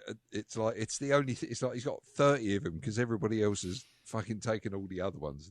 And he's got to get his job is to get through them, right? Because otherwise he offends grandmother who's bought the box of Quality Street along. Yeah. So that's basically what happened there, I think. He had the toffee medallion from a box of Quality Street. Well, that makes sense. That makes a it? lot of sense. I mean, you always do that, especially if you grab a couple of them, and then you also get the hard toffee stick. Yeah, that's always a good one. Then it's all kind of wrapped around your teeth as well. Exactly. And there you are. Yeah. Do you know what? I'm sorry. I had trouble with the whole computer has got a nervous system like a brain, and that was when I went fuck off. I just no. One's an organic, one's electronic. Right? Okay, it's machinery. No. I mean, no. Would you like to know the part where I said no on it? Go on. When the telephone booth exploded. Yeah. I will be honest with you. The moment everything started to explode, I was just like, "Make it explode! What? Everything!" I get the car with petrol in it. I get the petrol station with petrol in it. I get even like the computer because it has circuits and capacitors that can go pop and stuff like that. And the circuit boards we've seen in Star Trek a million times where their consoles explode for no reason whatsoever. A telephone booth, though, never seen that explode. No. It was by a petrol station, though. Yeah. Do you know what I think happened there? Right, they were going through the film and they were sort of like 3/4 of the way through it, and somebody went, "Yeah, we've got more money than we thought we had." Oh, okay, right. Now, look, we've got to use the money because, if we don't, then they'll give us less next time we want to make another film, right? So what are we going to do? I tell you what, just blow shit up, Right, let's just blow everything up. You know, we'll blow a computer system up, we'll blow a building up, we'll blow a telephone box up, and is anybody eating that cheese sandwich over there? No, blow that fuck up and all. Right, just do it. Just fucking do it. And that's what happened. That's the story of that. Right, I will not accept any other excuse for exploding telephone boxes. Okay. I think it was a budgetary thing. That was it. That was it, was it? Yeah, they had to use up the extra money they found, otherwise they wouldn't get it for the next film that they were going to do. It'd be like, well, you did all this on this amount of money, you can do it for that again, possibly less. Oh, right. Yeah, it's like being in an office where they've got like a budget and they find that they've got money to spend and they have to spend it, otherwise they'll get less next time. That's basically what we had. That was it, was it? Okay. That was it. Yeah. Well, there you go. That's good to know. I mean, I just thought it was quite amusing the way that, just by blowing up a computer hundreds of miles away, it made your telephone melt. And then made some guy shock out his petrol station, the petrol hose, and go, oh, I've been shocked, and then throw the petrol hose on the floor, which then continued to carry on pouring out petrol. So didn't he say, I'm fucking off, or something like that? I'm out of there. Yeah, I'm out of there. Ooh, I'm done. Yeah, tell her I'm out. So that was interesting. I think one of the I know you've just touched on it, but the actual rules of what was going on. Yeah. If they were a bit more and a film like this, it doesn't have to tell you. You can kind of work it out as it goes along. Yeah. But it didn't really cement as to what was going on. Although I quite liked the baby being telepathic. Yeah. That was creepy. That is full-on movie creepiness, and that works really well. That's like, hang on, how is that working? We can't see, we will never see. That was freaky. So I appreciated it for that. Yeah, I mean that's probably the thing that, I mean, in terms of what worked and what didn't. I think the world building and the suggestion that what was going on, and this whole conspiracy theory of producing telepaths. I think that was lovely. That was really well thought out. I think the problem you have is, at least for me, was the fact that the villain, when you think about it, is actually the good guy, and the good guy is actually the corporate stooge, and they both fight, and the corporation carries on its merry way, and nothing's really lost or changed. So the whole thing feels, feels almost pointless in some ways, because you're sort of like, he stopped Daryl, but why did he have to stop Daryl? Because Daryl was nuts. He's going to take on them powers, though, isn't he? Yeah, exactly. And so I don't know. It just, to me, well, Daryl was masterminding, having the idea of this scanner army. Exactly. He's playing. He's going to be the future, and that's why he had to be stopped. But and yet he was killing all these Cronenbergian kind. Well, you're either with me or you're off the board. Yeah, I suppose. Yeah. That's just good business if you're a gangster. Yeah. Is there a sequel? Oh, there's plenty. Oh, you get Scanner Cop on there as well. Yeah, there's Scanners 2 New Order, Scanners 3, I can't remember what that's called. Then there's Scanner Cop and Scanner Cop 2. And then they were going to remake this one, but I think they looked for Cronenberg's approval, I believe, and then Cronenberg just went, nope, so they didn't make it. Well, the sequels came, early 90s? Yeah, there was a whole long after, when someone found actually we could have the rights to this and make some sequels. Yeah. Which, Cronenberg's never really gone in for sequels. No. And he doesn't like them, in fact. No. Yeah. Is there more head explosions in the sequels? Oh yeah, you can guarantee it. Yeah. Yeah. Yeah, I mean that's the thing. One, it's the same old with sequels. Once you've got a special effect that everyone remembers, by fucking jingo, you're going to see it in every sequel. Yeah. Oh God, yes. One thing that's a throwaway. It's the, as I always mention, it's the Aliens comic. As soon as we get a cool idea of aliens fighting Marines, every comic, every episode, every issue has always got a full page spread of a bunch of anonymous Marines with various overdrawn pieces of hardware fighting a slew of aliens. Well, I suppose it's their chest burster as well, isn't it? Yeah, exactly. It's that ta-da, it's the thing it's always remembered for, and so therefore we are going to do it every single time, even when the story doesn't call for it. Or because it never happens anywhere else in that first film. So, which goes back to my whole thing about the power's abilities, because you suddenly think, well, if Daryl can make someone stab themselves in their own hand, or a driver literally drive their own car into a wall, or all this kind of stuff, why does he have to have all these other people go look for take over the minds of other people to go and act as soldiers for him, when he can just presumably mentally control just about anyone he fancies?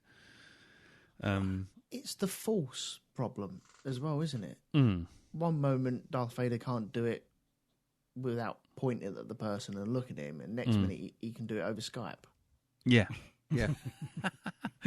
Yeah, it's the power is only as good as the writer needs it to be at any particular point in time. Yeah. You're on mute. You're on. Darth Vader, it doesn't work. Yeah, it's R2D2's got rockets in his arms, which would have come in very handy in episodes 4, 5, 6, and probably 7.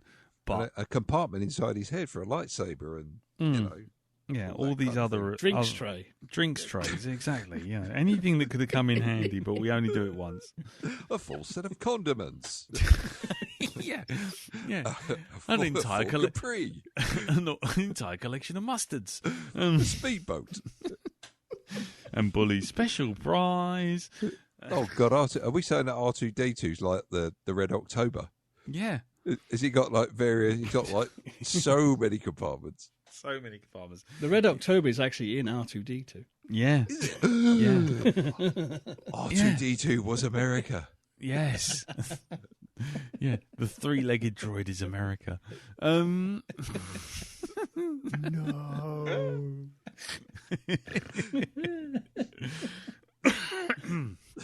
Anyway. Yeah.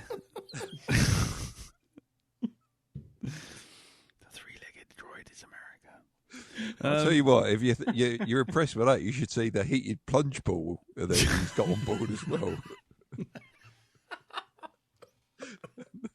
Relax in the fucking tropical rainforest. I love it when we visit the October. I think it's brilliant. Oh, yes. Yeah. Oh, God. Yeah. Bowling alley and pool. Centre Parks R2D2. Yeah. Full water park. Yeah. Anyway. Oh, Jesus. I think we've gone off the rails quite quickly on this one, haven't we? I mean, just getting back on track just for 1 second. I mean, I last night after I finished after I finished watching the film, I went looking to see what people thought of this film, and there are literally hundreds of YouTube videos where people are going, "This is a bona fide classic. This is a full-blown, Cronenberg classic movie." And you go, right, okay, so tell me what I'm missing. Show me what we got here. And it's amazing. Almost all of them just just basically do verbatim the entire plot, but never actually come to a conclusion of why it's amazing. Yeah, why is it amazing? It's pretty standard sci-fi fare. I mean, you know, actually, there's a lot of even non-sci-fi stuff. Really, it's all secret agent shenanigans, isn't it? I mean, I know that's the idea of sort of making, you know, secret agent, telepathic spies, and all this kind of stuff was novel for the time, and so, you know, I understand it is of its time, but I'm just a little confused now after coming out the other end of it, of wondering what the fuss was really about, because beyond a clever idea and some really, you know, a breakout performance from Ironside, who isn't in it for nearly as long as you think he would be, given that he's on the cover and is that's Darth Vader syndrome again, though, isn't it? Exactly, the Darth Vader thing. And it's just like you think, well, what is it? Is it the idea? Is it the execution of it? Is it... Well, I think the thing is this is one of those films, it seeped so much into pop culture, it's hard to see how novel it was. I mean, all the actual head exploding and the bulging veins, you know, people hadn't seen that before. Yeah, hadn't seen anything like that before. I mean, American Werewolf came after that, which would have usher in that age of practical effects. But this was like, you know, before that. Yeah, The Thing wouldn't come out for another year. No. And if you you know, the effects in these like, particularly in the first few years, the early 80s, what effectsmen sort of realised they could do with the new materials they were getting their hands on, it just went through the roof. Yeah. But you know what I mean? If you go back to like 79, you still see that kind of, not just in horror movies, any movies, the stage blood will be red paint and it will look like red paint. It won't look like blood. Because it was before Dick Smith, who did the exploding head for this, had actually made a new sort of blood formula. Everyone just used the old stage blood, which was like red dewlux you'd put on your wall. Yeah, that sort of like late era Hammer, where it was like, you know, it was almost so red you feel like they nicked it from a Ferrari workshop. Absolutely. But it's also, if you look at kind of what was going on in horror and science fiction at the time. I mean, horror was just entering kind of the probably not so golden age of the original slasher movies. And a lot of science fiction was cut price, tinfoil, very liquid bottle versions of Star Wars. And so this was something different and new, and I think it had an impact because it felt grown up and different and sophisticated. And there's a lot of ideas that you will revisit in later films, but like things get teased out into different movies. I mean, Dead Ringers, he's taking the whole idea about experimental drugs and treatments, and it comes out in other stuff as well. Yeah, existence and stuff like that as well. But it's one of those things that kind of, I think, it's so much. This film had an impact on a lot of people at the time, and we've all seen literally dozens of things that have drawn on it since. Yeah. You know, I've done. You know, you can't get that same impact you would have had back in 81 when this was kind of like, what the fuck was that I just watched? Some man's head explode. Jesus Christ. Yeah. You know. Yeah, exactly. I mean, I think the one thing that's kind of interesting with that lack of impact though is now without it almost feels like the effects don't get in the way anymore. We're so used to films which are literally almost 100% fake. You know, even sometimes the actors on the stage aren't actually on a stage or even real or even on a stage.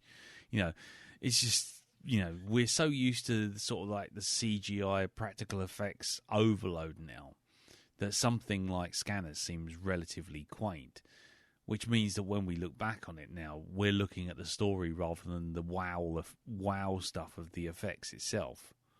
Yeah. Well, things I noticed with films, I don't know, at some point in the 80s, the way we told films changed. Yeah. And the structure of films changed, and basically down to Spielberg and Lucas. They became like modelled on amusement park rides, where every 10 minutes there's a dip, there's a swoop, there's a whirl, and now you can set your watch by it. Before that, films often got by on having like 2 or 3 killer scenes that people are going to remember. And I think you find this a lot in older movies. There are 3 like standout films, 3 standout scenes in a movie, and the rest can be actually fairly plodding. Yeah. But back in the days where you saw a movie and that was it, you'd probably never see it again. Yeah, that's true. You know what I mean? You can't own it and just rewatch it again and again and again. Yeah. The films are very much geared up to deliver, say, like 3 scenes that people will talk about and remember. Whereas into the 80s, you get home video, it's kind of the whole movie has to be a ride that you can just want to go on again and again and again. Yeah. That's interesting. I mean, I guess even going back to something like Spielberg's Jaws. I mean, you're looking at the scene in the opening scene with the girl being eaten by the shark. You get the guy's head falling out of the boat. Old Ben Gardner's head come out of the boat. Everyone remembers that. And the rest is kind of like, yeah, people get eaten by sharks, but most of it's stuck on this boat with these 3 guys just talking shit at each other. And it's only the very end where you get one big almighty sort of like showdown, and one guy gets eaten, another guy gets pushed to the bottom of the sea, and the other one sort of blows up a shark with a single shot. But otherwise, the film is fairly blank between those moments, I guess. Whereas that was one of its strengths, though, wasn't it? Really? Yeah, that sort of thing where it's I'm like never knocking it, but I'm just we can do the big special effects thing, but look, we're going to do this little character piece right here. Yeah, but if he was making it now, though, yeah, you'd get something like the Meg. Yeah, Stave punching it in the face. Yeah, exactly. Yeah, the whole fucking. You couldn't just shoot it with one shot. You'd have to go up and literally go and kick it in the dick. Yeah, exactly. Yeah. The I'm shark. going to kick you in the dick. Yeah, the shark would be a quarter And probably of a mile bite long. its nose off in a reverse of the road. How do you like it, you can? Yeah. I'll bite you. nut If you want to you. bite me, I'll bite you, you can. I'll nut you in the fucking face, my old treacle. Yeah, exactly. And Hans Zimmer would probably do the score. So every time the shark's fin appears, he goes. Drum, drum. Yeah. Anyway, yeah. So I guess filmmaking's changed, just a little. 70,000 sharks appear in warped portals behind him. On your left. Yeah, on your left. Yeah, dum dum dum.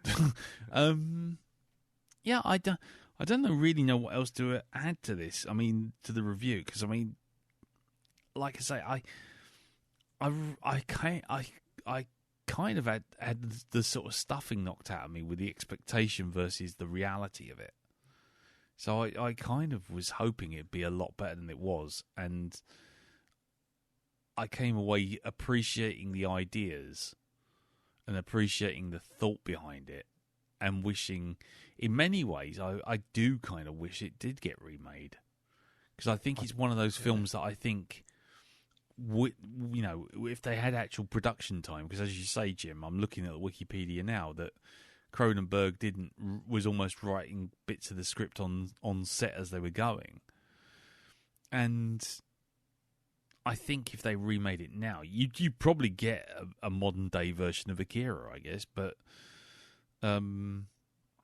yeah, I kind of I appreciate the ideas and I appreciate the thoughts, but I don't appreciate the movie as a piece of cinema entertainment, shall we say. I find it a bit too slow and boring. I'd be up for a remake, definitely. Yeah, I would. Yeah. What about you, Jim? What do you think on this? I mean, out of the 4 of us, you're the most positive on this one. Well, so for me, it's kind of like a lot of good artists who keep producing. It's kind of, and you can apply this to lots of different long-running careers. People kind of have initial breakthrough, and then they might, they build on that, but then they sort of plateau, and then they go up again. And there's kind of points where that they're growing into the next stage, and you get something that's kind of neither fish nor fowl. And like, because I prefer early films, I prefer Rabid and Shivers to Scanners, hands down, because they're a lot edgier, they're a lot more fucked up. They have weird pacing, and it's very cold filmmaking. It's not really interesting characters, and it's very sterile. But that kind of works in its favour. Whereas this is doing something that's kind of more toned down, more mainstream. But it's kind of not. It doesn't feel like he's in his comfort zone to me. He's just getting used to it, and he's kind of. But he will deliver more mainstream films, but again with the edge and the fucked upness. When you sort of a few films down the line, you get to Fly, the likes of The Fly and Videodrome, which where he's really firing on all cylinders, and then it keeps going on and really moves away from the body horror and exploring different ideas further in his career. But I think kind of like The Dead Zone feels like another transitional film for him as well. Yeah, which I completely forgot. And later on, this Madam Butterfly, which is another kind of transitional film, which kind of I don't think is kind of in his A game, but it's where he's spreading his wings, and it's trying kind of, it out. Yeah, and often being hindered by the studios who don't want him to move in different directions and other shit like that. Usual movie making bollocks. But I find it, as I say, it's interesting. I think that kind of. This is kind of one of his tamer films, really. There's lots of good ideas, but it doesn't have the kind of. There's not the brutality of kind of Rabid. I mean, Rabid's quite a clever film. It's a better film than I actually thought it was. Kind of revisited recently, it's kind of. He's saying a lot about the role of women in society, and a lot of with Rabid, he's taking actually what are classic setups from porno movies and turning them into horror kill scenes. And there's lots of really clever sort of subversive sort of shit like that. And there's less of that in Scanners. And there's a lot more that he will do later on with like corporations and the ethics of experiments will come out later. But yes, it is kind of it's a bit neither fish nor fowl for me in that regard. Yeah, I agree with that. I mean, like I say, stuff like it, like Naked Lunch and Dead Ringers, and Rabid and Shivers and The Brood. I mean, all those kind of films are really kind of icky, but they've got something else going on behind them. Do you know what I mean? They've all got subtext. They've all got something to say. And beyond. And this by comparison is just like a sort of like, well, what if corporations were bad and exploited people? And it's like, yeah, I think we've seen that. I think we've done that.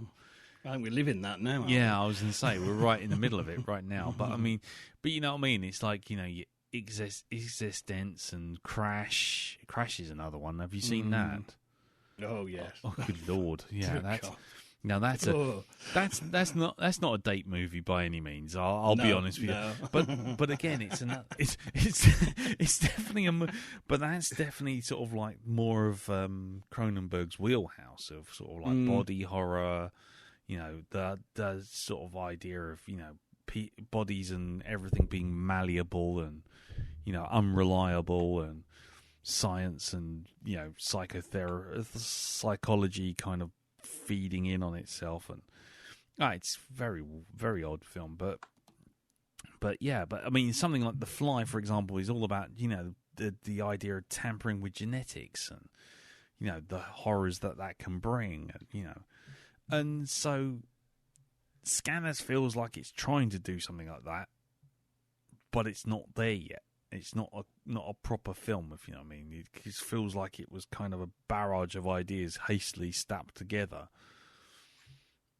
which kind of leads you to that whole thing of the powers aren't really clearly defined, and Patrick McGowan's part in the whole thing isn't really clearly defined until the last 2-minute ta-da reveal, and you're like, wait, hold on, so he's their dad and what? What? Because that whole thing came out of the blue. I mean, it made sense in the end, but it was just very much like again, it felt like someone had just leaked a script for Empire Strikes Back, and they suddenly thought, "Oh yeah, let's have a father reveal out of nowhere," and it did feel a little unearned. Did anyone else feel that? I mean, or did I just miss a part and nod off or something? I didn't see it coming, but it wasn't a surprise. No, It kind of felt like the right way to go. Even though it was a bit obvious, it did feel like the circle was now complete. Yes. And there is a reason for what's actually going on. For me, it kind of made sense. And then you heard about the babies, and then obviously I said about the creeping out of the baby in the lady still. And that kind of fitted into place as well. And it works really nice. The only thing I didn't quite get was when they both looked at each other and went, "Oh, so that's why we're so much older than everyone else." I thought, yeah, I haven't noticed that. That hasn't been apparent. If they were a lot younger than you, then yeah, I think I would have noticed that. But I didn't really see that at all. Yeah, I mean, it's the payoff and setup thing again, isn't it? You're getting told these things are the case, but you don't get to put them together yourself as an audience member, as a viewer. In that room where they were doing like the circular scanning thing, they all seemed of a similar sort of age. Or did I totally miss something there? No, I agree. It's kind of I didn't get that Revok and Vale were older than the other scanners. Yeah, and that's what I'm saying. It feels that's that kind of hastily put together thing, is what I'm saying. It's that you can kind of sense that would have been a good idea if they'd managed to cast Michael Ironside and this other Stephen Lack, and then everyone else in it is a teenager or younger. Then you kind of go, yeah, okay, fine, I get it. But again, it just feels a little underbaked, which is why I say about like a remake would just iron those problems out, because someone would probably go over that and go, hang on, that doesn't make sense. You got a 40-year-old guy sitting with a sort of 39-year-old woman, and they're all sitting around doing a psychic kumbaya, and then 5 minutes later you're telling me that the youngest guy in the room is the oldest scanner in the business. It's like, I know they mentioned about they did the tests for 4 years, and then it went mainstream. I don't know. And I suppose you could turn around and say, you know that they're a lot older than them, but it just didn't. It wasn't made to feel that way. If you're trying to hammer that home, you need to really set that up first off. Yeah. Like I say, to me, it just feels like another overlooked element. And again, I think you kind of keep going back to the same excuse that he was literally making it on a deadline to beat a tax break. So they didn't even get to finish the writing while they were still making it. So, yeah. Anyone got any additional thoughts? Anything else they'd like to bring up about this film? I think I'm done. Otherwise, I'm just going to kick it for no reason whatsoever. I don't want to do that, because I think that there are little bits that could be saved from it. And plus, I don't have the nostalgia for it. So No. Well, I thought I did, and clearly I didn't. Clearly, I'd made a mistake. What about you, Dal? Any other thoughts? Anything? No, although if you're in the business for remakes, then I think films like this are perfect for that. They've got that sort of this is a sort of pretty good standard plot. I mean, you could put you've got a bit of danger in there with the whole secret agent thing, but I think you need to make it a bit more tense. This is it. You need to, a remake, as you say. If you give it to the right sort of director, and the right bunch of writers, then I think you could get a really, really cool little movie out of this. I mean, to be quite honest, you could give it back to Cronenberg and just ask him to make it again, but give him more time. Yeah. You know what I mean? Yeah. But anyway. Change the way that cops turn on each other immediately, though, please. That was like, oh, hang on, you're just driving. I'm just going to shoot you, mate. I'm going to shoot you. Oh, no. We're all both burning. Yes. Oh, watch out for the wall. Yeah. Any last thoughts from you, Jim, on that one? No, I'm done. No, I've done it. I can't keep talking to you fucking heathens for so long, convincing you this film was any good. You bastards. Cool, okie dokie. Well, we'll wrap it up there. But of course, it's over to you guys out there. If you think we've missed anything, if you think we underappreciated the movie, if you've got any other opinions on it, by all means, send in your feedback. Send it into feedback@blackdogpodcast.com. Or join us on the Facebook group, which is facebook.com/groups/The Black Dog Podcast, and leave us a little feedback there. Right, so now it's time to pick next week's movie. And I believe it's your turn, Elton. It is, yes. Okie dokie, sir. So, before we sign off and do Pimp's Corner, we have to find out from you what we are doing next week. So what is it, sir? Okay, well, this is a film that's been knocked around by a few of us. I think mainly you, Lee. I'm just going to come out and say it. Sod it. The Vast of Night. Ooh. It's available on Netflix. Amazon, sorry. I haven't seen it yet. I was hoping to see it this week just to sound it out, but I've seen the trailer a couple of times. I quite like the theme of the trailer, so I'm going with it. Just let's sod it. It might be really good. It might be really bad. Yeah, I like the way you couched it with Lee. You mentioned it before, so it's like your fault if you don't know. I heard it. Don't worry, mate. I heard that. Okay, so The Vast of Night. So, Jim, have you seen The Vast of Night? Yes, I have. Yeah. Okay. Are you looking forward to a rewatch? Yeah, definitely. I had a lot of fun with it. Yeah, cool. It's been on the kind of, I want to see that again because I think it reward a second viewing, shall we say? Yeah, I think so too. Darren, have you seen this film yet? No, I haven't. I think you'll dig it. The one thing I will say, and this is not a spoiler, this is nothing, this is just me putting it out there to everyone who's going to watch it along with us. Please bear in mind that the opening 5 to 10 minutes of this film, and you might agree with me on this one, Jim, is such a cacophony of mumbly discussion in a really noisy hall. And it's a lot of backwards and forwards and running backwards and forwards, and everyone's talking really gibbery-jabbery very quickly.